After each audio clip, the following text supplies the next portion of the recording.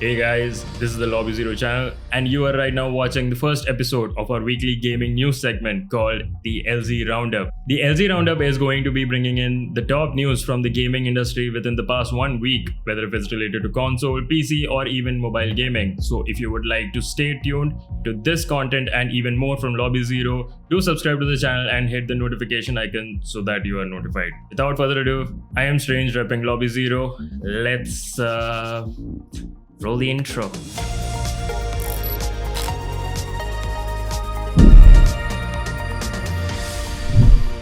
We are going to be kicking things off with our first update coming from the boys at the PlayStation Studios. God of War sequel has now been delayed to the year 2022.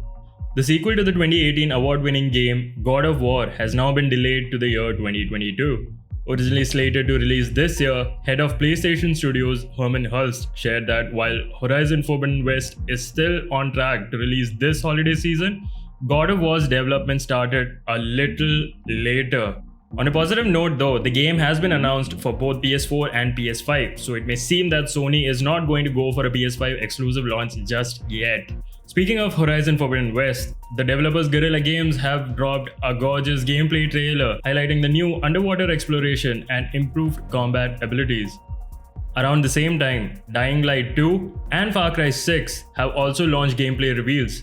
Both of these games have suffered from numerous delays in release, mainly due to COVID-19, but are finally slated to release this year. If you want to know more about these three games, you can check out the episode 0 of our new podcast, the Ground Zero podcast, where we talk about gameplays, stories, controversies, and much more in detail. The link to the podcast will be in the description of this video, so do go check it out. Talking about sequels, Electronic Arts and developer DICE would be revealing the new Battlefield installment, Battlefield 6, on June 9th. While little has been revealed by EA about Battlefield 6, DICE general manager Oscar Gabrielson has stated that this will be a bold step for the franchise. The game will be a cross-gen title when it hits the shelf this season, so you'll be able to play it on both current and next-gen consoles as well as PC. When it comes to good-looking games and getting graphic buffs, Fortnite is going to be the next in line to be joining that league soon. With the release of Chapter 2 Season 7, the game will receive a graphical update for its epic settings.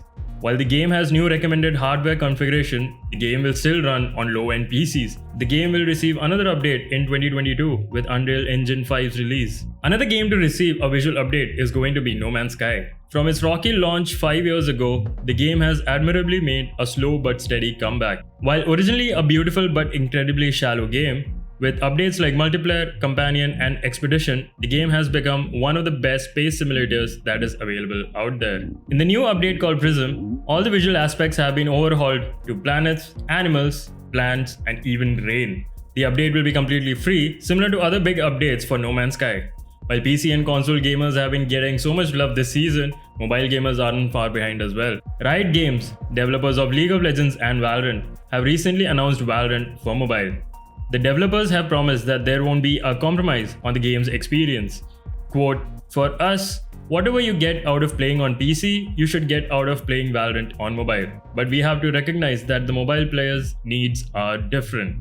Close quotes. With games like PUBG, Call of Duty, Fortnite, and now Apex Legends elevating the mobile gaming landscape and creating an esports space in its own right, the decision to bring Valorant to mobile doesn't seem far off. Whether the game will be a port of its PC version like Fortnite, or will it be a 1:1 replica like Call of Duty is still to be confirmed. However, the developers have stated that the game won't feature any cross-play, likely due to balancing issues. So for all the people out there who have been complaining that PC gamers are going to be getting trashed by mobile gamers or vice versa, that is not going to be happening. It's just going to be the similar case like PUBG where they had the mobile version and the PC version. Speaking of Valorant, the esports scene was really exciting past week. With the ending of the Valorant Champions Tour Masters 2, Sentinels emerged as the world champions in this edition of the Valorant Masters, with over 1 million viewers watching the series. Previously, Sentinels had also dominated the last Masters series, which included only the American teams, and it only progressed better with Masters 2. Sentinels were on a flawless run through the series in the upper bracket, all the way to the grand finals, where they defeated Fnatic with a 3-0 score.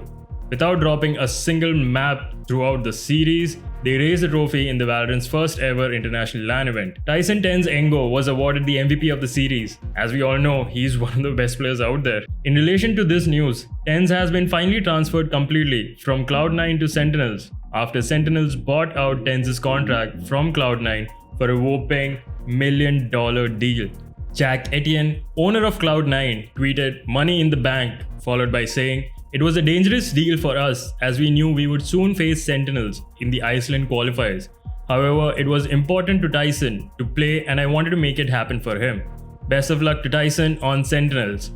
So according to rumors, the deal had already gone down before the Iceland qualifiers even happened. It was just announced officially after they became the grand champions. The future sure is bright for Sentinels, with the VCT Masters 3 scheduled to be coming up in the month of September and the grand event of the year, Valorant Champions, rumored to take place during late November. With that, we'll be winding up the first episode of the LZ Roundup. But don't worry, we'll be coming back next week with more updates from the gaming world. If you did enjoy this video, do drop a like and subscribe to the channel if you would like to see more content coming out of Lobby Zero in the coming days. And obviously hit the bell notification if you want to be super updated with all the content that we are going to be releasing. With that said, this is Strange repping Lobby Zero, and I will be signing out for this one.